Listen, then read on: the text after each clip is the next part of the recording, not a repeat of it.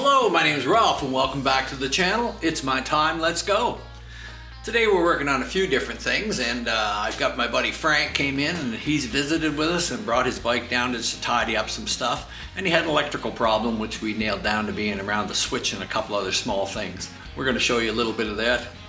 Just kind of breeze over there and give you an idea of what went on, and Frankie's supposed to be coming and pick this up in the next day or so. Along with that, we've got Gus's shovel in here.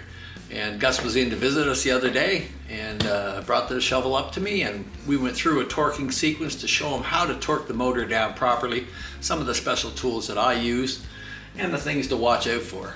So one of the other things that we had to deal with today was changing the Bendix on Gus's bike. Now, it's worked all right when it first left here, but the Bendix was getting bad on it and he was having problems with it, so we're going to change that out. Gus lives a long ways from me and sometimes can't always come up to the shop, and consequently took it to somebody else to get it to fix the problem. Now, I respect that everybody has to do what they do and go to who they do, and that's fine with me. I have no hard feelings about that. I am a bit annoyed when somebody says that what I did was wrong, and I didn't feel like what I did was wrong, and what turned out what I did was not wrong. I do get a little bit offended by that. So consequently, through this video, you might see me a little bit heated up, and such is the way it is.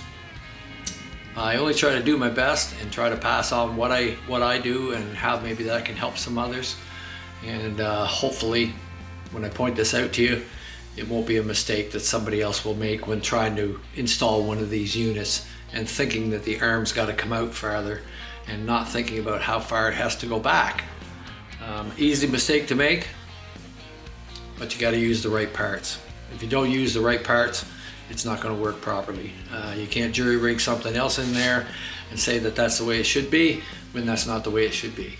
But I'd work due diligence to try and make sure that this would work right in his bike, and I felt confident it would.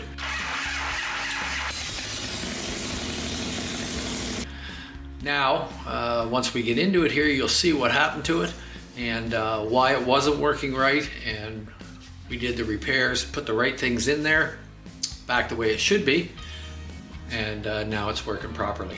Today also is Remembrance Day, and I want to take a moment and say to everyone, remember our fallen soldiers and the people that protected us, sacrificed themselves and gave us the freedoms that we have today.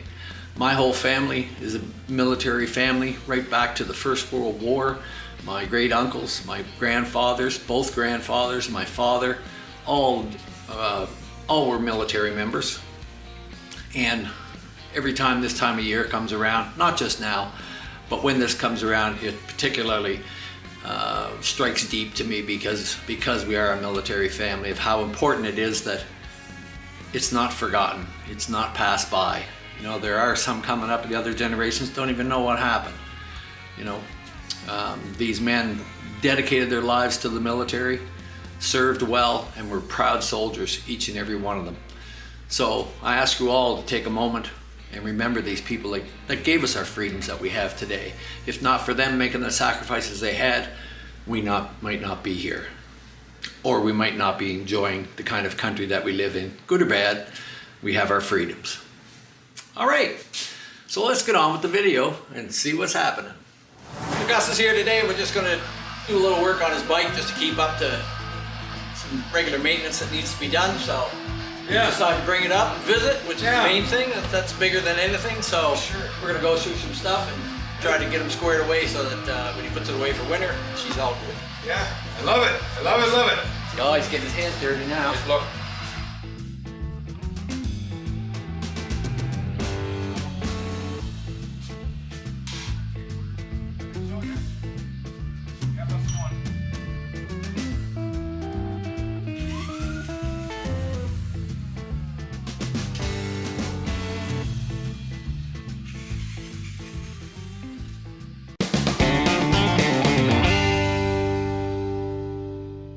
So you can see here all the washers have been removed and everything's been changed.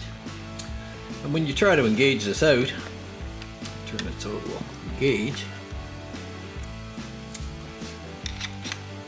there's no pressure on this at all. And what's happening is that as soon as it tries to engage, it just rolls off the gear.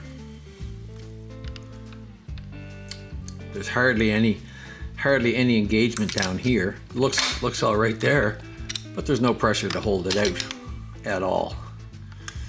So we're going to get into it and see exactly what's going on. And you can see here that this whole gear is loose. So there's obviously something wrong with the Bendix drive, which I voiced to Gus and said that we'll have a look at it. It was one of the things that we didn't replace on it. But it's obvious that's what it is. But whoever has changed all this obviously didn't know what was going on and about different parts. So this is going to be kind of a quick lesson on a few things, and that's what's happening. It's trying to engage, it's jumping off the gear, it's crashing, it's banging, it's doing all sorts of things in there. So I'll try to put a little light in here, and the obvious thing that I look at and I see right off the bat is that this has been bent down, the washers are removed, this here has a definite bend in it, and that's from somebody prying it down with a screwdriver trying to get it back on here. They've obviously pried it back off both of the arms to try and remove this whole shaft, which is not the way to do it. And then they forced it back in there and taken a screwdriver and bent the arms back down and bent this down drastically as well for some reason. What should be done is the top screw needs to be taken off in order to pull the pin out, and then you can remove this. But without doing that, this is your typical backyard bush fix, and it's pretty bad to see this happen. It's too bad for Gus. But we're going to try and take it apart. I will loosen up the oil tank, move it over just a quarter of an inch there, enough so I can get the screw out and remove it and try to repair this arm back in here and get it in properly.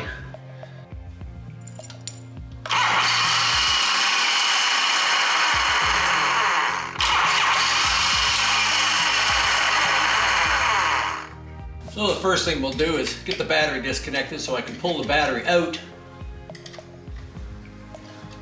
So we'll disconnect all these and then we'll get the battery out.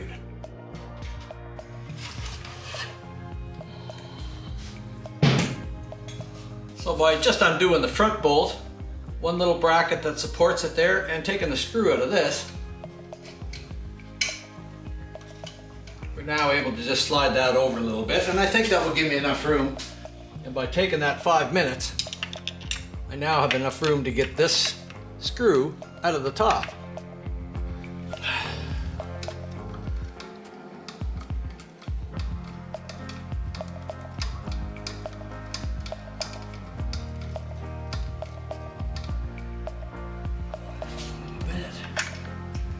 And there we go.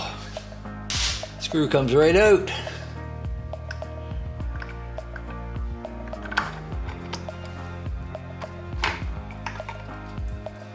Collar should be back farther so it would slide out. But because it has this kind of collar on it, now it doesn't want to come out.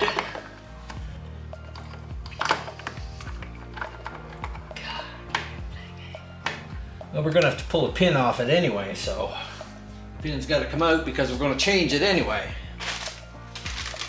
So, push that back. I think I got enough room there for my small little vice grips.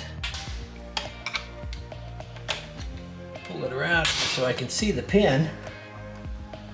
That way when I push it back, we got to try and get that pin out.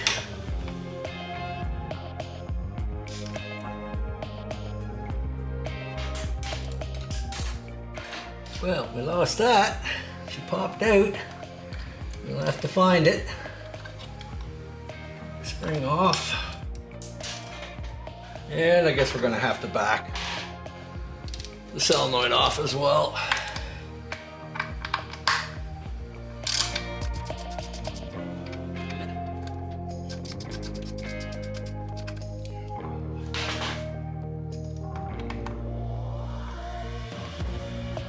Pull the arm back.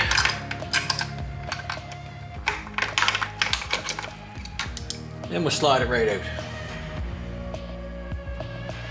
As you can see, it's been all bent up in here.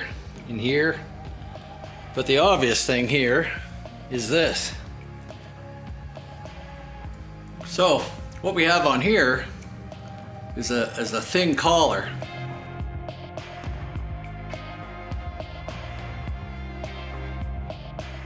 This collar is from 65 to 69, I believe. And that is because the main shaft, that was when they put the early starters in, the main shaft was shorter and it was set in farther. So it's a different sort of setup, but it's not for this. Plus we can obviously see that there's a problem with the Bendix drive and it's obviously slipping around. So I'm gonna go back and put the right collar in here, the way it's supposed to be, the way it's supposed to set in there, and that will set the gear back. That will set the forks back to where they should be so that they have the full throw of what they had. As I take it apart, I see I had some sealer on inside there that would help seal it up. And as I'm looking, it's all wet here. It's all wet along here already. This thing has hardly been run. And once I go to take this off, which I will, I find that the time I took to make a gasket so that the primary oil wouldn't leak out of there appears to be eliminated. I don't know if you can tell there, but it's already wet all along here. Look.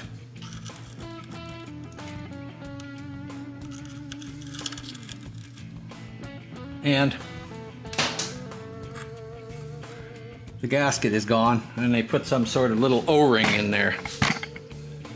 Although the O-ring might help, but it's just going down into the countersunk groove in the back of this. There's a countersunk groove all there. So the O-ring's not being compressed or anything. It's just sitting there. If it was being compressed, I'd have a hard time moving that. But it's not. So it's another thing I gotta go fix. So even after doing this, it would have had a leak in there, and Gus would have had primer oil always starting to seep out there. So looks like I have to take that off, and now that it's all wired in, it's going to be a bit of a nightmare to try and make a gasket for it. So we got a leaking here. We've got the wrong collar on it, and the Bendix drive is bad, which was the original problem. If it had just been taken out and got the Bendix drive fixed, it would have been okay. But to get those fingers out, now I've had to try and go and straighten them out as best I can so that they're usable again. Put the original stuff back in it, all because somebody was too lazy to move this tank over a little bit.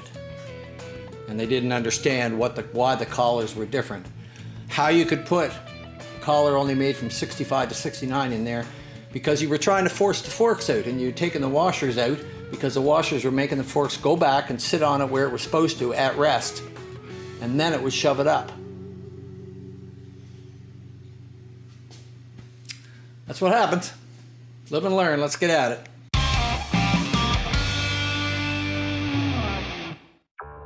So now we've put it in the soft jaws here to hang on to it, and we got to remove the top nut. Now, this top nut is opposite thread. It's left hand. So in order to loosen it, we're going to be just like as if we were tightening it.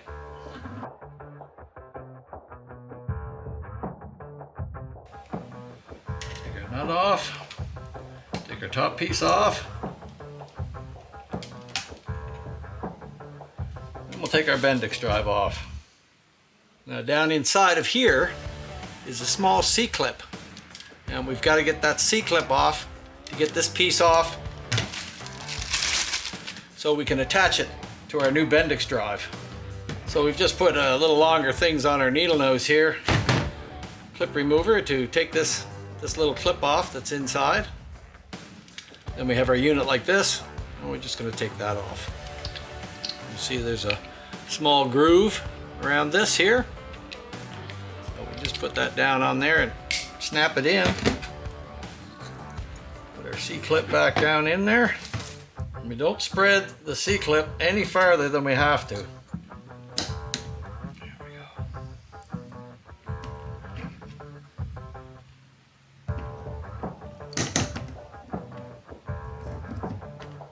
Go and make sure that we can move it around in there, slide it around, and it's not bound up, but the lock is down in there.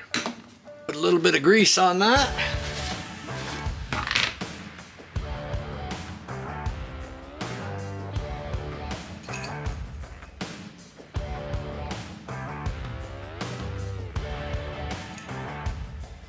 And there.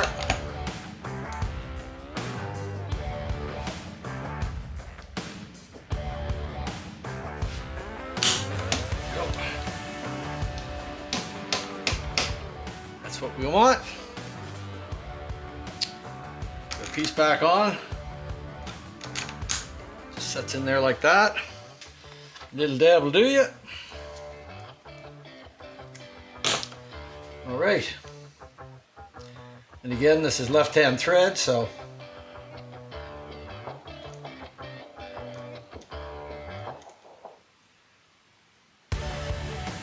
tighten it to the left.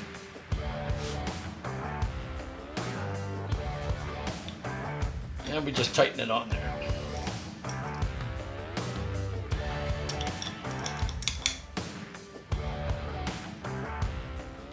There's no real torque to it, but it does have to be tight. I think I'll get my little brass jaws. Ain't too pretty. That way I can grab it with those and lock that nut up.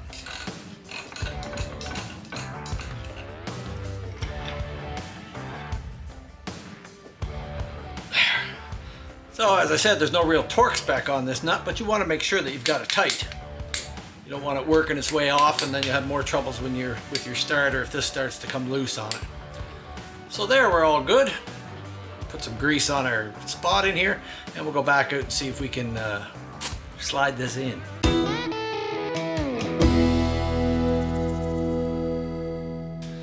So now we've slipped our gear back in here, and sometimes it takes a little wiggling to get it in place.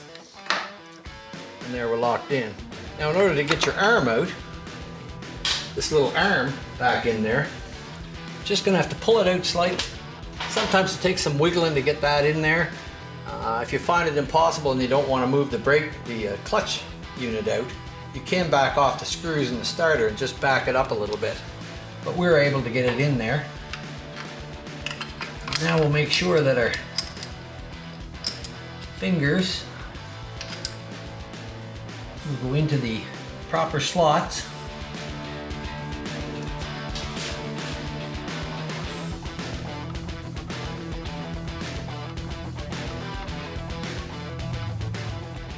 We won't lock it in at this time. We'll make sure that we can get our gear now engaged back into the gear. It takes a little wiggling. And there we are. Now that's back in place.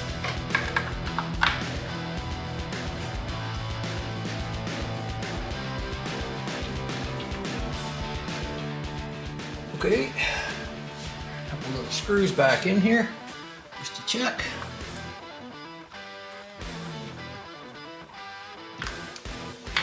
And I'm probably going to have to take this off. I will have to take it off to get the gaskets in.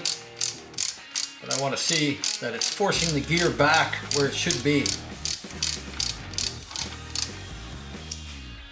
And this time it's going to be a little different. Now that we've straightened up the arms that were all bent, it's going to want to fit in there a little bit different than it did before. So.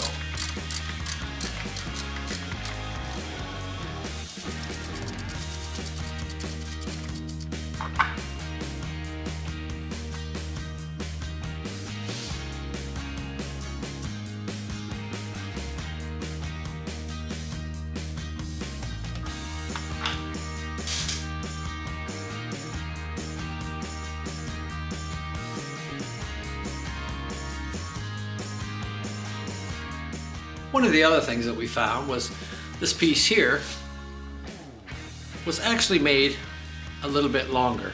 And when I say that, I mean out this way. If you compare it to a stock one, you can see there's a small line on this, and that's actually where the stock one fits, and this one fits out farther. So once we got it all in there, I had a stock Harley one that I put in. I think this was an aftermarket piece. And once we put it in there, and when the when it tried to pull it back, what would happen is once I tightened the screw down, if I left the screw loose, everything worked fine. As soon as I tightened the screw down, it didn't want to work right. And what was happening was when the shaft from the lever system went through this, once this swung out to a certain point, then it would bind up just at the edge of the shaft. So I just took this and I ovaled this hole out a little bit, just relieved it a little bit, and then it worked fine. So if you run into that problem where it's seemingly pulling out and then doesn't want to go back, it could be binding up on this little hole here. So you can just lengthen it out a little bit and make some room, and then it should work fine. You have to remember when you're going through these procedures, you have to do it right. You have to make sure everything fits right and that there's no binding or anything like that. So as you're looking at it here, you can see that I have my washers in place and the outside spring is where it is. I have also added a washer underneath the outside spring to add a little bit of tension so that the Bendix doesn't kick back and that it's held out solidly when you pull the lever. You can see it here, and that's the point that I was trying to get across, but my camera died and my volume went on it for some reason, and I wasn't able to speak through it.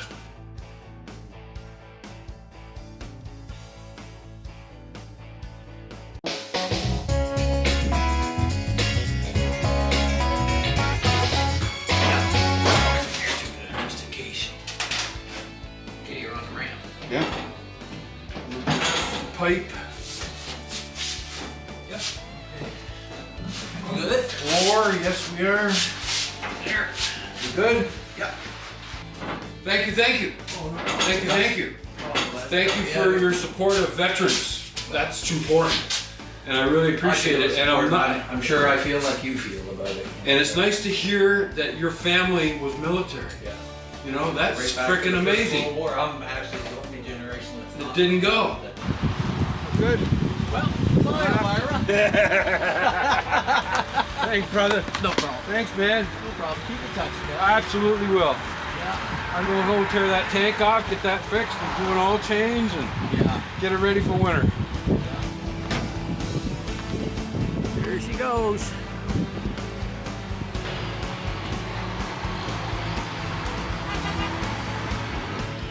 Gus is on his way home there, and Elvira's going home for the winter.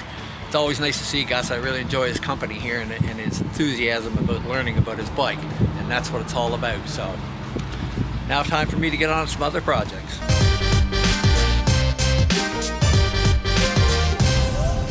So I got my buddy Frank coming down today. He's got a little bit of trouble with his bike. It just seems like he's got no electrical. It won't start. So we're going to try to get him tidied up so he can put trigger away for the winter. And let's see what we run into. There we are.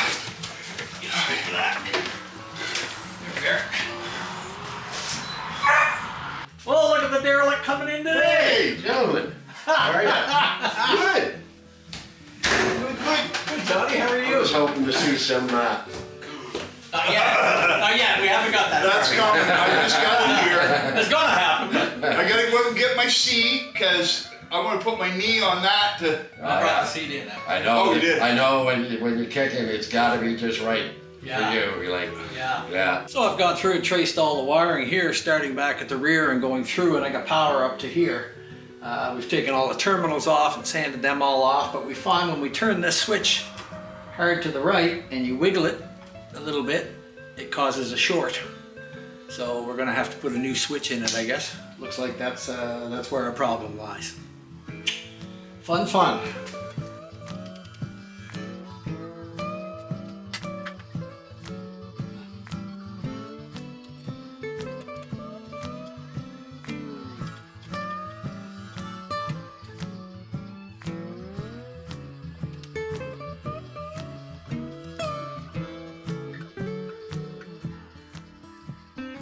So it's the end of the day, and we finally got the electrical stuff straightened out. There was a bunch of minor little problems, but some things you can look for.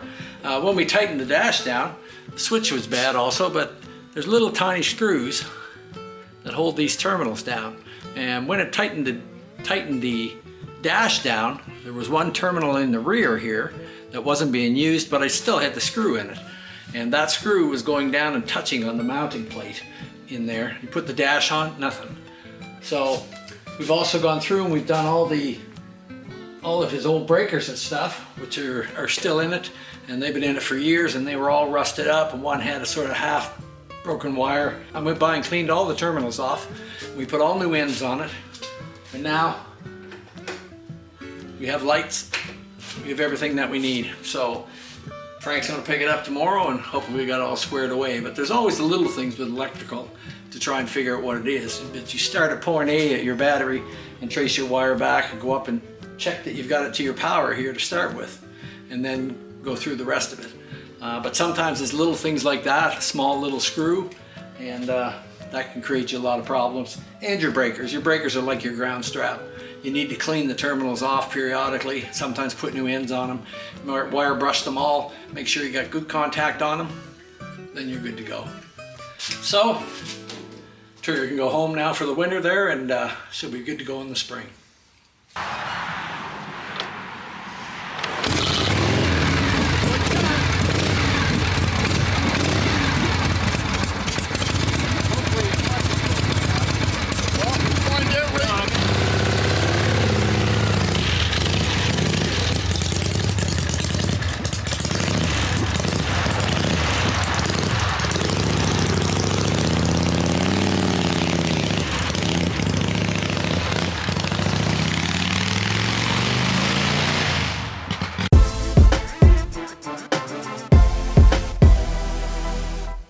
So while we're checking things down here, it seemed like almost like at one point it was dropping a cylinder, and here's something that's quite often overlooked.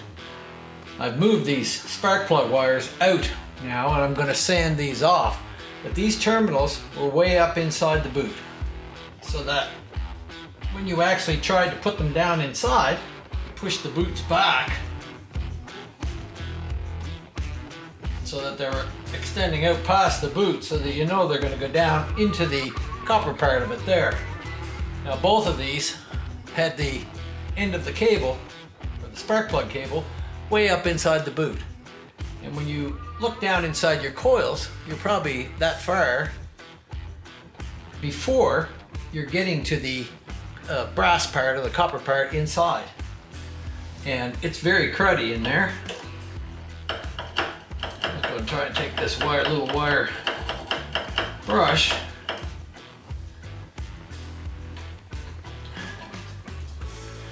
I'm going to have to get something else so I can clean that up a little bit down in there. But I will take some sandpaper and clean up the ends of these terminals, because they're pretty rusty, and between the rust and hardly going down to touch the copper, could explain why it was dropping a cylinder there once in a while, appearing late. Now we also had an electrical problem that I think we found. Simply by a process of elimination, you had to concentrate on what power is going where and what could possibly do it.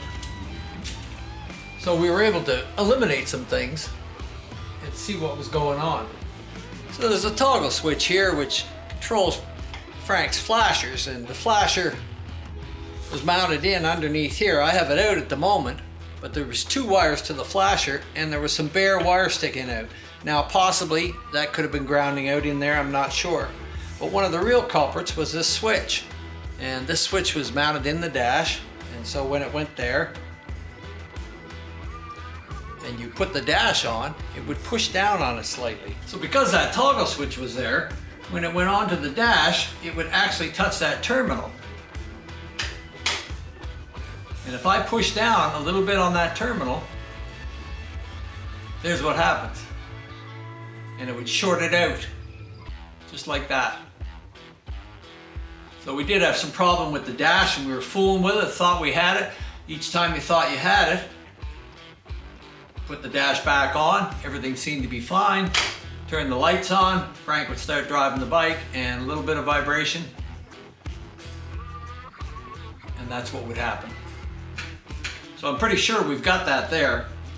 So for now, we're just going to stick the light switch that was for the signal lights on his trailer, which he doesn't need at that time. So I'm just going to tape it up and put it up inside, and leave it there. And in the spring, we're gonna bring the trailer in and wire it up and check the wiring on it, and then we'll make sure that the whole signal light system works if this has solved the problem. But now I feel pretty good when you turn the lights on. We don't have any problem wiggling the wire anywhere. So I think that that was creating a lot of the problem. So we've pretty well gone through the rest of the wiring. And when I put a meter on the live wire from here, I'm getting ground. And I shouldn't be getting ground. So we've taken the bolt out. And there's a lot of dirt and debris and grindings in here. So let's see if we can pull this plate out.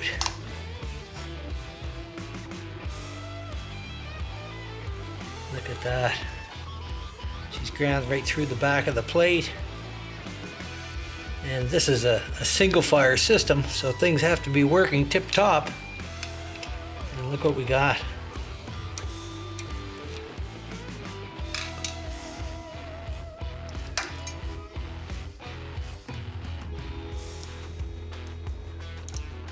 I wouldn't say that that's very good.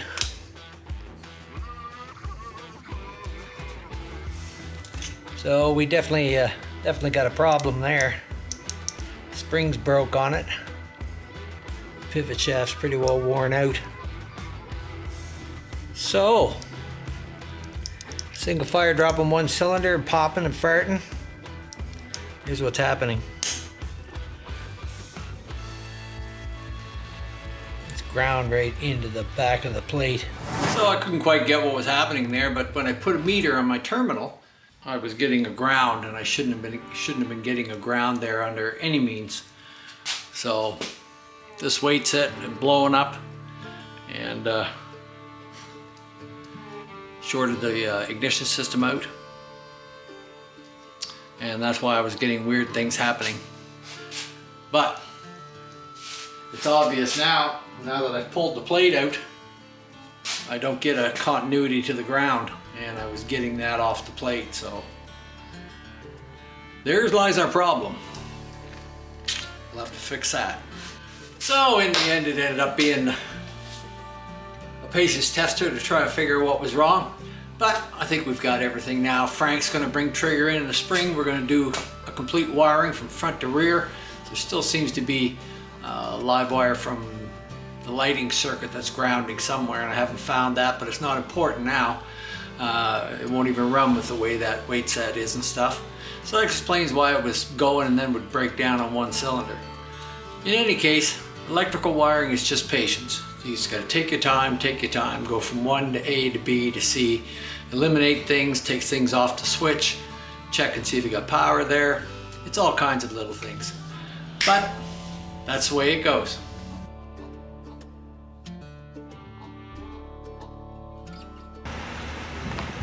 Later, Frank. Well, she's winter time now, and I finally got Frank out, and I got Gus out, and got pretty well everything in order now. So I'm pretty excited to put Margaret up here on the lift and start working away at it. Like I said, I have some ideas, but I'm not quite sure exactly yet. But until I can get it up here on the lift and get all the other jobs off my plate, it was a hard thing to get started at. Yes, I'm working at the motor, but there's lots that has to be done here. So I got some plans, so as I go along with it, I'll keep you informed of what's happening, but it's my time today. It's my time for the next bunch of months here, so I'm really looking forward to that. It's been a busy summer, but I'm always glad to help other guys out and get them going and get their bikes ready so they can tuck them away for the winter and they'll be ready for the spring. Frank's, we still got to get the trouble with the ignition system, so we know we're going to have to put a new dyno in that before spring, but he'll be one of the first ones I get in here and get that squared away so trigger will be ready to go. So I hope you stick with me. I hope you stay tuned to the channel. We got lots of things going to happen, and finally got her up on the lift so we can get some work done. All right. So if you enjoyed this video today, like, subscribe, ring the bell, do those kind of things. It helps us to grow. Also be sure to check out my buddies down south, Hippie's Chopper Corner. Hippie's at it, and he's got some stuff on the go for the winter here. And Slick Ed's Custom Cycle. Be sure and check him out. And Gus, check him out at This Old Chopper. Until next week, we'll see you then.